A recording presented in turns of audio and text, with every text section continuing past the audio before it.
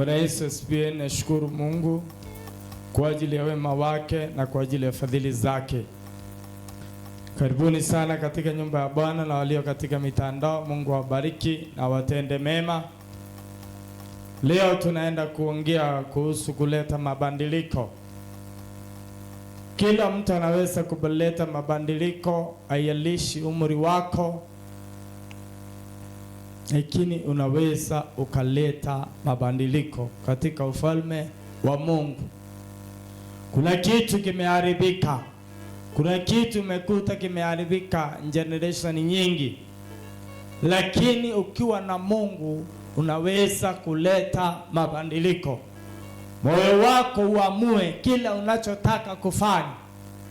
Moyo wako uamue kila ambacho umekuta sio sawa na unataka kuleta marekebisho ama unataka kuleta mabadiliko, nawe unafanikiwa kwa sababu ya uwezo wake Mwenyezi Mungu.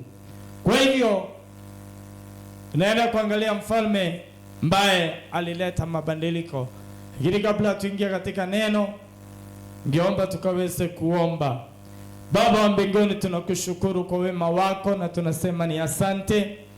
Asubuhi ya leo tunapoenda kusikia neno lako, Roho wako wa mtakatifu nawe akatusaidia, akasaidia wanayesikia neno hii, ikapata nafasi katika mioyo yao. Kila wakuu wa anga wote ninasambaratisha mipango yao na kufunika malapa na damu ya Yesu yenye nguvu na yenye uwezo. Kila roho ya kuharibu chochote katika anga za watu wa Mungu ninakataa na kufunika watoto wako na damu ya Yesu. Mungu ukawabariki na ukawalinde kwa ajili ya utukufu wa jina lako, na nikupitia jina la Yesu tunaomba kushukuru pamoja na kuamini. Amen. Mambo ya Nyakati wa Pili 34 kuanzia mstari wake wa kwanza mpaka wa 13. Huyu mfalme alikuwa anaitwa Yosia.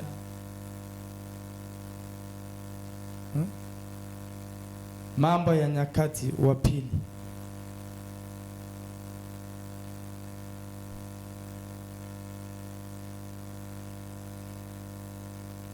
Kuanzia verse 1. Yosia alikuwa na umri wa miaka 8 alipoanza kutawala. Yosia alikuwa na umri wa miaka 8 alipoanza kutawala. Bwana Yesu asifiwe. Miaka 8. Ako ni katoto kadogo sana. Miaka 8 alipoanza kutawala. Akatawala miaka 31 huko Yerusalemu. Akatawala miaka 31 huko Yerusalemu. Kwa hivyo huyo kiongozi alianzia kutawala akiwa na miaka 8 na Mungu akamsaidia akaongoza miaka 31. Akafanya yaliyo mema machoni pa Bwana. Sikia hapo vizuri, akafanya yaliyo mema machoni pa Mungu. Yaani haijalishi umri wake ulivyokuwa mdogo, lakini kitu ambacho alikifanya, alifanya yaliyo mema machoni pa Mungu. Bwana Yesu asifiwe. Kwa hivyo ni kumaanisha nini? Huyu mtoto alikuwa mdogo, lakini pamoja na udogo wake akafanya yaliyo mema machoni pa Mungu. Kwa hivyo mtu asikudanganye na umri. Huyu mtoto alikuwa mdogo, lakini akafanya yaliyo mema machoni pa Mungu. Akaziendea njia za Daudi babaye. Akatafuta njia nzuri ambazo ni za Daudi baba yake. Daudi alikuwa ametenda mambo mema. Daudi alikuwa amefanya kazi nzuri katika ufalme. Kwa hivyo alipochukua uongozi, akufuata vile kiongozi ambaye alikuwa mbele yake alivyofanya. Alichagua ni njia ya mfalme gani atafuata. Bwana Yesu asifiwe. Akaona Daudi alikuwa amefanya mambo mema katika ufalme wa Mungu, naye akafuata hiyo njia. Haleluya. Amen. Njia ambaye inamtukuza Mungu kuifuata ni sawa, lakini ukiwa unaona njia ambaye haifai, haupaswi kuifuata. Haleluya. Tunafuata Kristo na njia zake, maana zilikuwa njema na zilikuwa zinatoka kwa Mungu. Ndipo tukaamua kufuata Kristo kwa sababu ya nini?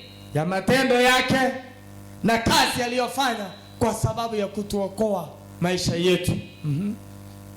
Asigeuke kwa kuume wala kwa kushoto. Akafuata njia zote, akugeuka kulia wala kushoto. Bwana Yesu asifiwe. Yaani alipoangalia akaona Daudi alimpendeza Mungu, akasema hiyo njia ndiyo nitakayeifuata, na akaifuata kiukamilifu. Ni mtoto sawa, lakini akafuata njia za Daudi, akugeuka kushoto wala kulia. Haleluya. Akaifuata hiyo njia kwa ukamilifu. Kwa kuwa katika mwaka wa 8 wa kutawala kwake, naye angali mchanga, alianza kumtafuta Mungu wa Daudi babaye. Bwana Yesu asifiwe. Akiwa na miaka 8 alianza kumtafuta Daudi baba yake. Yaani akaanza na umri mdogo kumtafuta Mungu. Kwa hiyo kutafuta Mungu, ako kwetu ama ameondoka? Uko pamoja na sisi ama umeenda? Najua mnaweza kukaa na mtu lakini ameenda. Bwana Yesu asifiwe. Sikia, huyu mtoto akaanza kutafuta njia za Mungu, akaanza kutafuta kufuata njia za kumtafuta Mungu ambazo zilikuwa zinafuatwa na Daudi licha ya umri wake mdogo. Kwa hivyo umri wako usione au useme ati unangojea ufike kama msenjaki ndio mtafuta Mungu. Ati vijana ati hawezi wakasimama, ukiwa na mtoto hawezi ukasimama. Huyu alikuwa mtoto mchanga sana, lakini akaanza kumtafuta Mungu kwa njia zake Daudi alizofuata. Kwa hiyo kumtafuta Mungu, mtu asikudanganye, umri usikudanganye, ila miaka uko naye, bora unajua kuna Mungu, unapaswa kumtafuta na kumtegemea. Hata katika mwaka wa 12 akaanza kusafisha Yuda na Yerusalemu. Bwana Yesu asifiwe. Sikia, huyo mtoto ametafuta Mungu akiwa na miaka 8. Alipofika mwaka wa miaka 12 akaanza kusafisha. Bwana Yesu asifiwe. Akaanza kuleta usafi. Huyu mtoto ni mdogo, amemtafuta Mungu miaka 4. Alipofika umri wa miaka 12 akaanza kusafisha. Akaanza kuona hii haiko sawa, hii haiko sawa. Unapomtafuta Mungu anakusaidia, unaanza kuona kile ambacho hakiko sawa, akaanza kusafisha. Hebu rudi hapo vizuri wasikie. Hata katika mwaka wa 12. Hata katika mwaka wa ngapi? 12. Mwezi mwaka wa ngapi? Wa 12. Hebu weka hiyo Biblia yako chini, ufuate hii tunasomea. Bwana Yesu asifiwe. Mwaka wa 12. Akaanza kusafisha Yuda na Yerusalemu. Akaanza kusafisha Yuda na Yerusalemu. Na ni mtoto. Kwa hiyo kusafisha ayalishi ni miaka ngapi uko naye. Huyu alianza na miaka 12. Wewe uko na 20 na bado unangojea ati baba yako akuja asafishe. Wewe uko na miaka 50 na bado unakaa kwa uchafu. kwa kuondoa mahali pa juu na kuondoa maashera na sanamu za kuchora nazo za kusubu. Bwana Yesu asifiwe. Anafanya nini? Kwa kuondoa mahali pa juu. Kwa kuondoa mahali pa juu. Kwa kuondoa mahali pa juu. Na kuondoa maashera na sanamu za kuchora. Na kuondoa maashera na sanamu za kuchora. Hiyo nchi ilikuwa imechafuliwa na miungu ya Ashera, ilikuwa imechafuliwa. Sasa akaanza usafi wa kusafisha huo mji wa Yerusalemu na Juda. Akaanza usafi wa kuondoa hiyo miungu.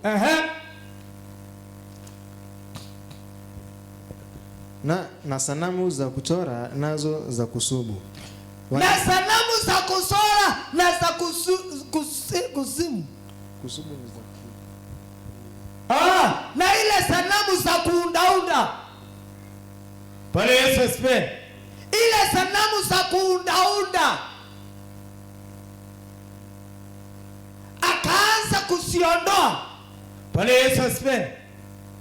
Akaanza kusiondoa zile sanamu za kuchora na zile za kufinyanga. Bwana Yesu asifiwe. Hiyo nchi ilikuwa imechafuliwa. Hiyo nchi ilikuwa imeharibiwa. Ilikuwa imewekwa sanamu za kuchora, sanamu za kuumba, hizi za wafinyanzi. Bwana Yesu asifiwe. Kwa hiyo akajua uchafu umejaa katika nchi. Wakazibomoa madhabahu za Baali machoni pake. Wakazibomoa madhabahu za Baali mahali pake. Bwana Yesu asifiwe. Hadi kajana Mungu kalikuwa na roho ya Mungu. Bwana Yesu asifiwe. Kakaona sasa kusafisha hii nchi ni lazima niondoe miungu ya sanamu. Ni lazima niondoe madhabahu yake. Ni lazima niibomoe. Akaibomoa. Bwana Yesu asifiwe. Sasa ninataka kukuambia leo, umri wako usikutishe. Angalia ni kitu gani ambacho kiko kwenu. Ulevi umekumba familia. Mwetu tusikilizane. Nalikuomba kuiona nikihubiri, tafadhali usikie injili, wachana na mambo mengi.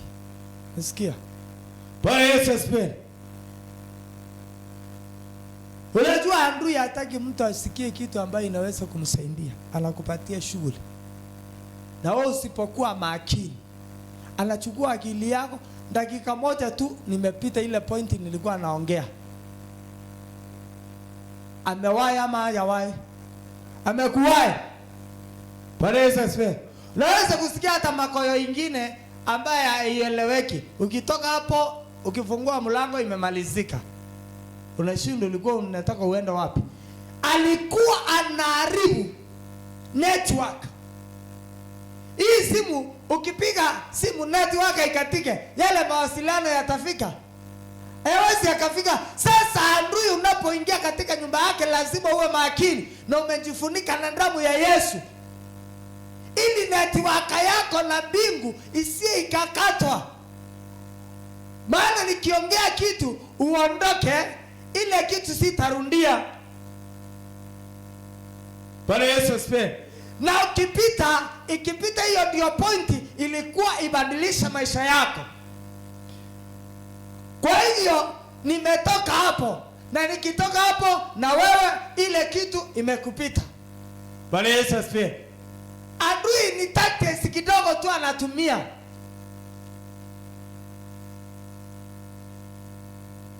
Na nipoza hata simu tunawaambia mzime. Maana unaweza kusikia ka message. Unaona nika M-Pesa. Unaanza kuuliza, amenikumbuka. Kabla useme amekukumbuka, nimepita mahali nilikuwa naongea. Bwana Yesu asifiwe. Amekuwahi ama hayakuwahi? Amekuwahi. Sasa katika nyumba ya Mungu lazima uwe makini. Tunawaambia wasirika msime simu, mnaona kama ni msaa.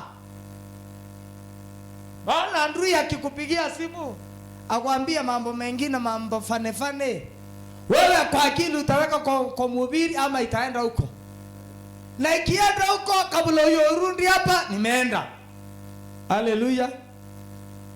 Sasa unakuta mtu ako kwa nyumba lakini mabadiliko hakuna. Ni kwa sababu gani? Kila wakati ilikuwa mabadiliko ifike, Andrew naye anafika.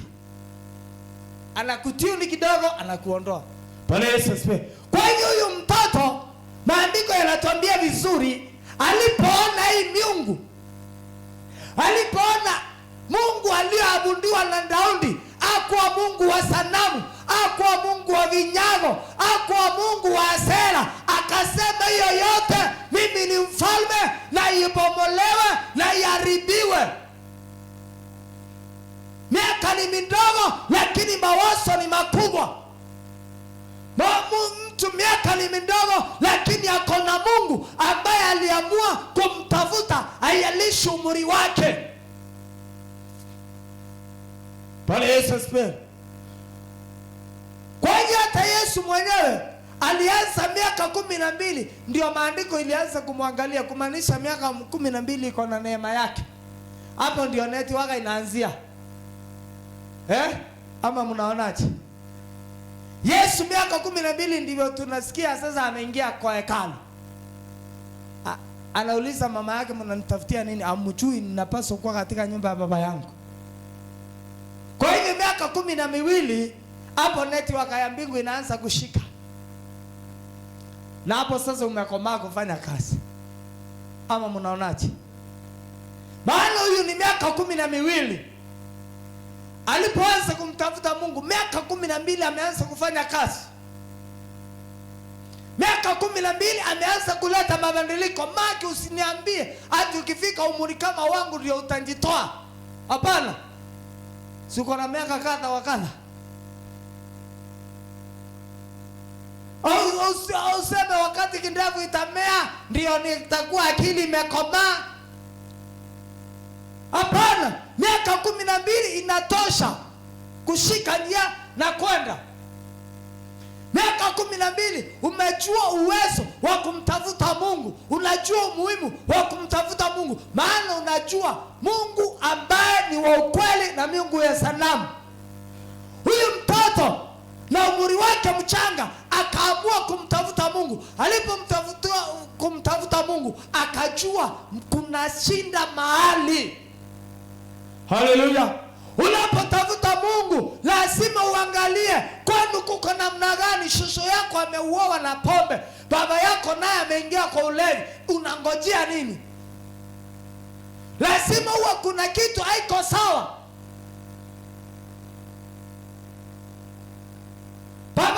Shosho yako alikuwa mtumwa, mali yake ilikuwa inatawaliwa na watu. Baba yako amefika, bado mali yako yeye inatawaliwa na watu, mpaka hata wewe na wewe hata ile umepatiwa kidogo unasikia kupatiana. Ama mjaona hivyo? Kwa hiyo ni roho ya utumwa. Umekuta maskini kwenu, shosho yako alikuwa masikini, baba yako ndio huyo, hata wewe na wewe umeshindwa kununua kiatu, bado hiyo roho unakubali inashindi kutawala. Na ile wewe uko na miaka 40, 30, 20. Huyu mfalme alipoangalia akaona kuna kitu haiko sawa, maandiko yanasema akaanza kusafisha. Ninaongea na mtu leo ambaye atakayejisunguza, ambaye atakayeangalia maisha yake, ambaye atakayeangalia familia yake na kile kitu ambacho hakiko sawa, aamue kukisafisha na kusema hii haitaenda hivi, hii haitaenda hivi katika jina la Yesu. Haleluya. Hukuta baba yako aliajiriwa na mshahara hukumsaidia, na wewe unangojea hivyo hivyo, na wewe unasikia umeajiriwa na bado mshahara unaona bado mambo ni mengi au kusaidii. Kwani unangojea nini tena? Nini unangojea? Maandiko yanasema huyu mtoto aliamua kumtafuta Mungu. Wewe unaambia uko na miaka ngapi? 13. Mfalme alianzia 12. Kwa hivyo sasa wewe umekomaa kumtafuta Mungu. Hata umempita na mwaka mmoja. Bwana Yesu asifiwe. Kuja hapa. Haleluya. Huyu ni wa miaka 13. Bwana Yesu asifiwe. Kutengeneza hii miaka 13. Kwa hiyo mfalme alipoleta mabadiliko alikuwa na chini ya mwaka mmoja. Huyu ako na 13. Sasa huyu alipofika miaka 30 alikuwa ameleta maneno katika ufalme. Bwana Yesu asifiwe. Kwa hiyo mtu kama huyu amekuwa alifaa kujua Mungu na kutafuta Mungu. Maana huyu mfalme alimtafuta Mungu akiwa akianza na miaka 8. Alipofika miaka 12, huyu wako na 13. Alipofika 12 alikuwa amefanya mambo ya kubomoa miungu ya bahari. Kwa hivyo wewe ukiona kitu ambaye shosho yako alifanya ambaye haifai, imekalia baba yako, sasa wewe unapaswa kukataa. Unapiga magoti. Enda. Bwana Yesu asifiwe. Ama kuliendaje? Huyu mtoto alimjua Mungu na akaanza kuleta mabadiliko akiwa na miaka 12. Kwa hiyo usiniambie mimi ni mtoto. Mtoto ni nini? Bora umepita miaka 12 unajua kuna Mungu mbinguni, na kama ni Mungu ya sanamu unaona hii ni Mungu ya sanamu, kama ni kitu ambaye ifai unaona hii ifai na unabadilisha. Haleluya. Kwa hiyo maandiko yanatuambia vizuri, akaleta mabadiliko, akaamua kusafisha. Akafanya nini?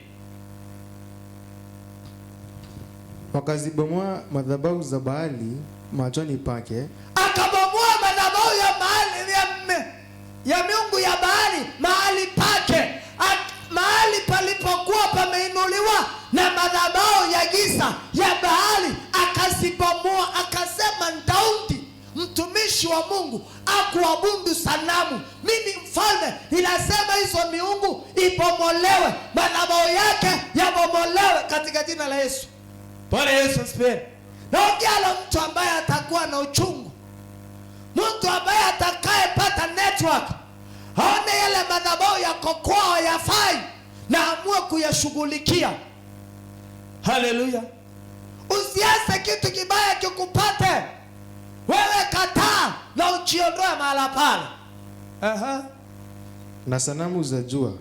Na sanamu za jua, yani nchi ilikuwa imejaa uchafu. Miungu ya sanamu ya kila aina. Miungu ya bahari, kuna wale walikuwa wanaomba jua, kuna wale walikuwa hii vinyango ya kufinyanga vinawekwa, kuna miungu ya kuchongwa, ilikuwa imejaa katika hiyo nchi. Lakini mfalme akasema hii katika ufalme wangu nitaishughulikia. Zilizoinuliwa juu yake akazikatakata, na maashera na sanamu za kuchonga. Sanamu za kusonga na za asera zote ambazo zilikuwa ni tusanamu akazikatakata. Oh yeah. Mnasikia kweli? Akazikatakata zote, akazibomoa zote, akaziharibu zote. Nazo za kusubu akazivunja, akaziponda kuwa mavumbi. Na zile za wafinyanzi, zile za kuumbaumba akazibomoa, akazifinya, yani zote zikakanyango zikawa mavumbi. Unajua yani watu wanaunda kisanamu tu, wanasema ni kamungu, ni kitu wameunda na mikono yao, lakini wanakiinua kinakuwa kama Mungu. Sasa akasema hiyo ni uchafu, kanyanga yote. Mfalme alikuwa sawa, akakanyanga zote, akaharibu zote. akayamimina juu ya makaburi ya hao waliozichinjia dhabihu. Bwana Yesu asifiwe. Wale walikuwa wameinua hiyo madhabahu, walikuwa wamekufa. Akajua mtajua mjui, nyinyi mlituinulia miungu ya sanamu, mlituinulia miungu ya Asera, miungu ya kuumba. Akazibonda bonda zote, akauliza walisiko wapi. Bwana Yesu asifiwe. Akachukua ile vumbi, akaenda kwa makaburi yao, akasema wapatieni, wakiwa wamekufa, mwaga huko kwa kaburi zao. Msituletee kisirani. Hiyo tu miungu yenu iponda pondo na mumwagiwa hapo kwa kaburi. Abunduni mwapundu mkiwa mmekufa huko. Bwana Yesu asifiwe. Kaela kalikuwa kakali. Kasema ponda pondo tu miungu yao, endo kapelekea kwa kaburi yao, wakabundu wakiwa wamekufa huko, wasituletee ujinga. Bwana Yesu asifiwe. Ikaponda pondo, ama ni mimi naongezea? Hebu arudie wasikie. Nazo za kusubu akazivunja, akaziponda kuwa mavumbi. Akaziponda kuwa mavumbi. Yaani ikawa ni vumbi, akasema ikadango vizuri. Mpaka iwe vumbi. Akapeleka wapi? Akayamimina juu ya makaburi ya hao waliozichinjia dhabihu. Akasimimina juu ya kaburi zao waliochinjia dhabihu. Bwana Yesu asifiwe. Ati mlikuwa mnasinjia vinyango, na mimi nimewafonda bondea, nimewachinjia hata nyinyi hiyo tu miungu yenu na kwa kaburi zenu. Najua ni lazima ujinga mwingine ukatae. Mambo mengine lazima ukasirike. Shosho yenu kitu alicholeta, alichoinua, mababu zenu, baba zenu, lazima mkiponda ponde katika jina la Yesu. Lazima useme niko area na mtatawala. Niko area na mtakuwa na nguvu katika jina la Yesu. Unapomoa madhabahu yao, unayaharibu na unawaambia chukueni nyinyi mko mmekufa, mchukue huko kawashughulikie. Bwana Yesu asifiwe. Kijana akasema iponda pondo iwe vumbi na mumwagie katika ya makaburi yao. Akaiteketeza mifupa ya makuhani madhabahuni mwao. Akaiteketeza mifupa ya makuhani. Walifufuliwa ama mifupa wajakuwa walikufa. Akasema hii lileta shida hapa, iteketezwe kwa madhabahu yao.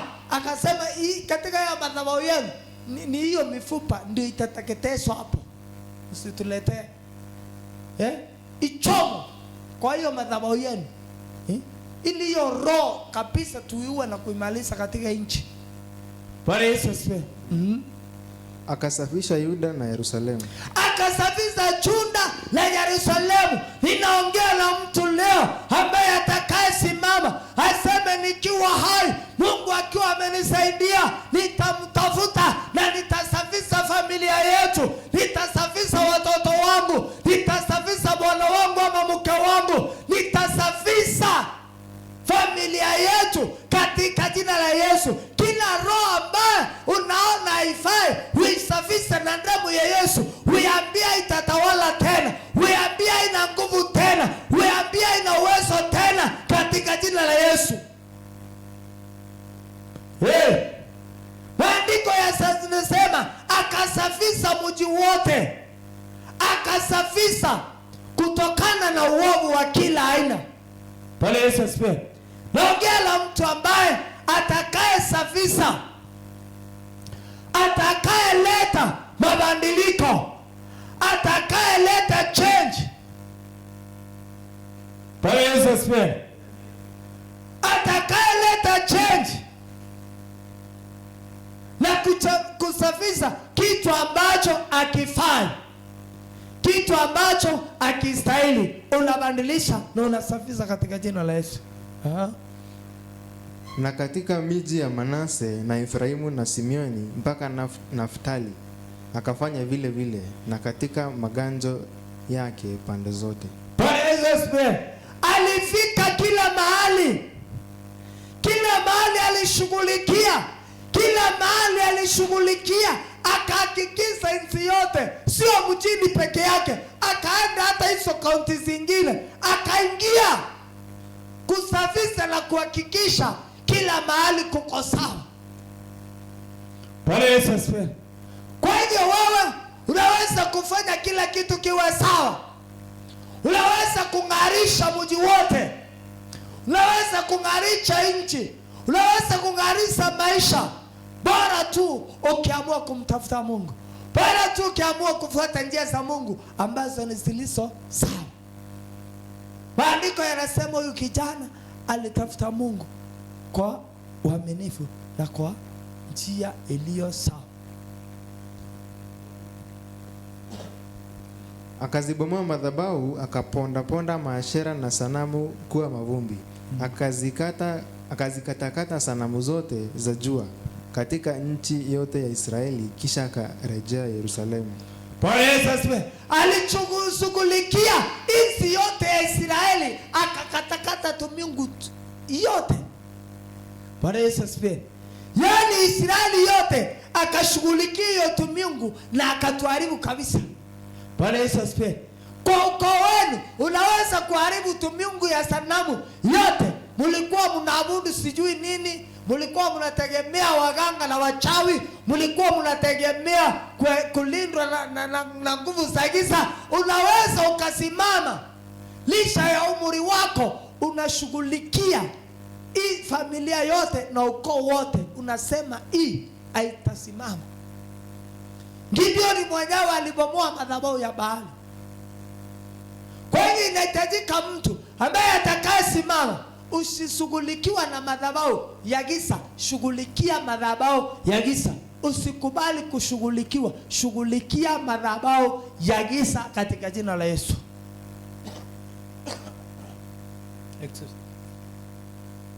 Ukashughulikia madhabahu ya giza katika jina la Yesu. Bwana Yesu asifiwe.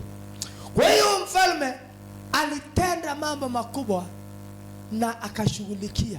Kisha hapo ukiendelea, aliinua madhabahu. Aliinua madhabahu. Akainua madhabahu. Fedha zikatolewa. Hebu soma huo mstari mwingine.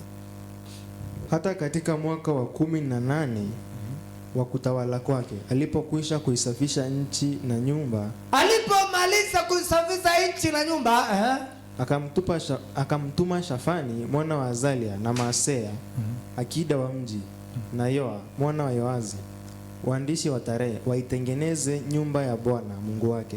Waitengeneze nyumba ya Bwana Mungu wake. Aliposhughulikia ufalme wa giza, sasa akaamua kutengeneza nyumba ya Bwana. Bwana Yesu asifiwe. Aliposhughulikia ufalme wa giza, akaanza kuinua madhabahu ya Mungu aliyo hai. Unaposhughulikia madhabahu ya giza, lazima uinue Mungu wa kweli katika familia, katika ukoo. Unasema Bwana wa majeshi, Mungu wa Israeli, Mungu wa Isaka, Ibrahimu na Yakobo, Mungu aishie milele, Mungu wa mbingu na nchi na vyote vilivyomo, ndiye atakayeinuliwa. Maandiko yanasema akatuma hao watu waende wakashughulikia nyumba ya Mungu. Wakafanya nini? Wakamjia Hilkia kuhani mkuu, wakampa fedha iliyoletwa nyumbani mwa Mungu. Waliokusanya Walawi wangoje mlango mikononi mwa Manase na Efraimu na mabaki yote ya Israeli na Yuda yote na Benjamini na wenyeji wa Yerusalemu. Bwana Yesu asifiwe. Unasikia fedha ikatolewa, ikapatiwa kuhani mkuu. Akaambiwa hizi ni fedha, nyumba ya Mungu ishughulikiwe. Bwana Yesu asifiwe. Akatoa, akabomoa madhabahu na akainua madhabahu mengine kwa fedha zake ili nyumba ya Mungu ishughulikiwe. Bwana Yesu asifiwe. Unapobomoa madhabahu, ni lazima uinue madhabahu ya Mungu, naye nyumba ya Mungu ikae sawa. na nyumba ya Mungu iweze kukaa inapendeza. Maana umeharibu ule ufalme wao, lazima uinue Mungu aishie milele ili aweze kuabudiwa. Bwana Yesu asifiwe. Ukiendelea kusoma hiyo story utasikia vile Mungu alipatia huyo mfalme amani na akamsaidia katika maisha yake yote. Bwana Yesu asifiwe. Kwa sababu gani? Ya yale aliyoyatenda ya kubomoa miungu ya sanamu, ya kubomoa miungu ya Baali. Kwa hivyo bomoa chochote ambacho akifai katika maisha yako. Bwana Yesu asifiwe. Nitaachia hapo kwa sababu ya muda, lakini ningeomba kama uyampokea Bwana Yesu. Huyo mfalme alikuwa na miaka 12, akageukia Mungu, naye Mungu akamsaidia. Nataka ugeukie Mungu leo. Familia yako na maisha yako yameenda vizivyo, we amuka umshughulikie Mungu. Amuka uamue kufuata njia za Bwana zilizo safi. Kwa hivyo kama uyaokoka, rundia hii nyombi nyuma yangu la kumpokea Yesu. Sema, Bwana Yesu, ninakupenda, mimi ni mwenye dhambi, ninatubu dhambi zangu na makosa, nimeenda kwa njia isiyofaa, nimetenda mambo yasiyofaa. Bwana, ninakuomba unisamehe. Vute jina langu katika kitabu za mauti, uandike jina langu katika kitabu za mauti, katika kitabu za uzima. Vuta jina langu katika kitabu za mauti, andika jina langu katika kitabu za uzima. Nimekataa shetani, nimekukubali Yesu uwe mwokozi na mkombozi wa maisha yangu, na nikupitia jina la Yesu ninaokoka na kuamini. Amen. Umeokoka na umeamini. Fuata njia zinazompendeza Mungu. Soma neno la Mungu, omba, enda katika kanisa inayomwabudu Mungu kwa roho na kweli, na Mungu wa amani atakubariki na atakutenda mema. Kwa hivyo wewe unayesumbuka, kuna madhabahu yalikuwa yameinuliwa kwenu, kuna maroho yalikuwa yanatawala kwenu, ninataka utuombe siku ya leo na uamini Mungu. Kila kilikuwa kimekuteza, uamini Mungu kikabomoke na kikasambaratike katika jina la Yesu. Naye Mungu atakusaidia, naye Mungu atakulinda. Wacha tuombe. Ukiwa mgonjwa, amini Mungu akuponye. Ukiwa na kila hitaji, amini Mungu akushughulikie, naye Mungu amani atakubariki na atakutenda mema.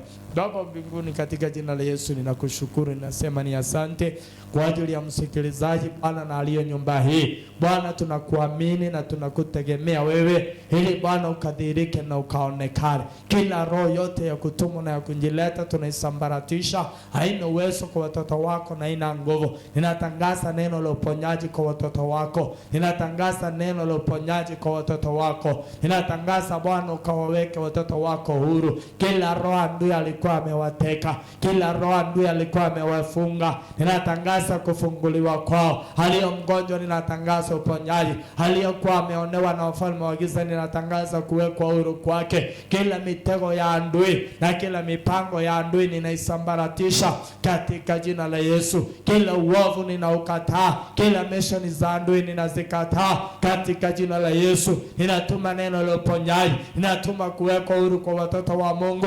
Bwana ukawaweke huru, Bwana akawapiganie katika jina la Yesu. Walio wagonjwa Bwana, ninatangaza uponyaji wa kiroho, uponyaji wa kimwili katika jina la Yesu. Kila salamu zilikuwa zimeinuliwa kinyume na maisha yako, ninatangaza kubomoka, natangaza kusambaratika katika jina la Yesu Kristo, mwana wa Mungu ulio hai. Watoto wa Mungu, pokeeni kuwekwa huru na kuwekwa huru kweli kweli katika jina la Baba, la Mwana na Roho Mtakatifu. Tunaomba kushukuru pamoja na kuamini. Kila mtu aseme amen. Mungu wa amani awabariki, Mungu wa amani awatende mema. Kwa hivyo tunakuwa live saa 6:30. Karibuni sana ili tukamwabudu Mungu pamoja. Kuna namba zinazopita hapo, kiguso unaweza kusapoti injili, na Mungu wa amani atakubariki na atakutenda mema. Ndizo tunatumia kutoa sadaka. Kwa hivyo sadaka yako ni muhimu. Mbarikiwe.